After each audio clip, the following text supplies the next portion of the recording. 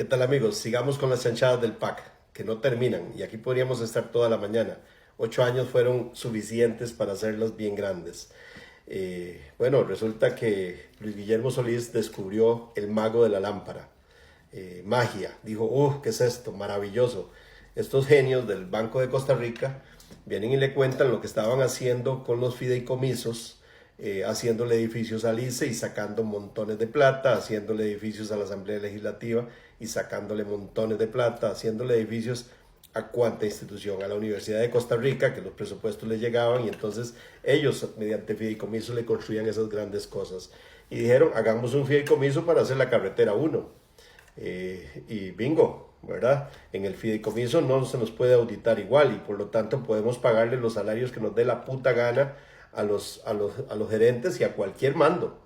Entonces así salió el fideicomiso de la Ruta 1. 8 años absolutamente desperdiciados.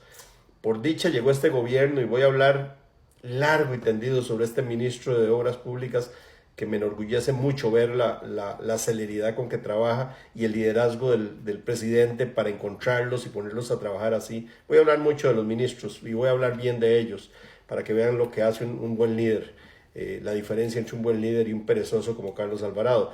Pero entonces Luis Guillermo Solís dice, metamos el fideicomiso de la Ruta 1 al Banco de Costa Rica y más corrupción, absolutamente 8 años completos de corrupción.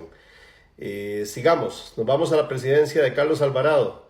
Voy a ser breve porque ya hasta que me aburre hablar de tanto fraude, de tanta corrupción, de tanta tragedia, me cansa y quiero enfocarme más en lo que se nos viene de cara al 2026. Pero entonces viene Carlos Alvarado y dice, ¿qué cogemos? ¿Por dónde nos aliamos con el sector empresarial para ganar dinero, para ver qué putas más hacemos? El tren. Y entonces, bueno, como ya Luis Guillermo Solís le había dejado allanado el camino con la nación, vamos a hacerle un tren eléctrico, pero que tenga una terminal solo para que llegue al Parque Viva. Entonces, gastemos fondos públicos haciéndole un tren al Parque Viva para que la nación esté feliz con nosotros.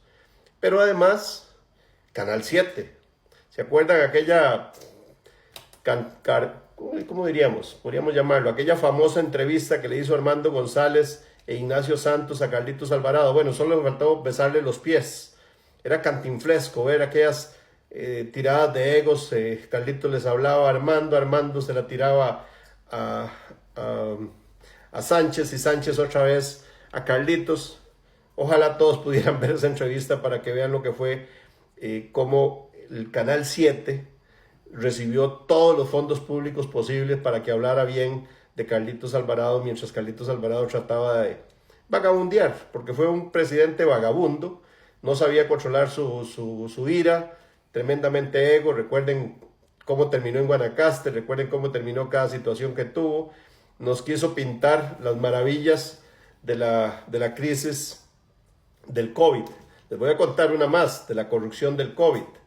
¿Saben quién fue la abogada de Pfizer para firmar los contratos inalienables y que no se pueden ver porque eran absolutamente privados entre el gobierno de Costa Rica y Pfizer? La hija de Luis Guillermo Solís. La abogada hija de Luis Guillermo Solís fue la abogada que firmó los contratos con el gobierno por parte de la compañía. ¿Para qué? Para que llegaran todas las vacunas. Entonces, ni siquiera pensemos en el tema de las mascarillas y esas cosas. No, eso son peccata minuta. Eso es nada comparado con la corrupción que hubo detrás del COVID y de todos los intentos por sembrar el comunismo, cerrando negocios, cerrando la posibilidad de que la gente entrara a los negocios, viendo cómo hacían quebrar a las pequeñas empresas.